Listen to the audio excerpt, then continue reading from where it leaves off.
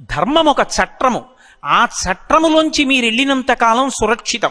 పట్టాల మీద రైలు వెళ్ళినంత కాలం రైలు సురక్షితం. ఆకాశంలో వెళ్ళి క్షేమంగా భూమి మీదకి దిగితే విమానం సురక్షితం. నీటిలోనే ప్రయాణం చేస్తే ఓడ సురక్షితం. ధర్మచట్రంలోకి ఇమిడితే మనం సురక్షితం. ధర్మం ఎవరు చెప్పాలి అంటే వేదం చెప్తుంది. ఇలా బ్రతుకు, స్నానం ఇలా చెయ్యి, నిద్ర ఇలా లే, అన్నం ఇలా తిను, బట్ట ఇలా కట్టుకో, నిద్ర ఇలా నిద్రపో, తాంబూలం ఇలా వేసుకో, ఆశ్రమం ఇలా ఉండు, వర్ణము ఇలా ఉండాలి. అందుకే ధర్మము దేని మీద ఆధారపడుతుంది అంటే వర్ణాశ్రమముల మీద ఆధారపడుతుంది. ధర్మము ఇక దేని మీద ఆధారపడదు. వేదమతమునందు నిర్ద్వందంగా నిర్భయంగా చెప్పవలసిన మాట ఇదే.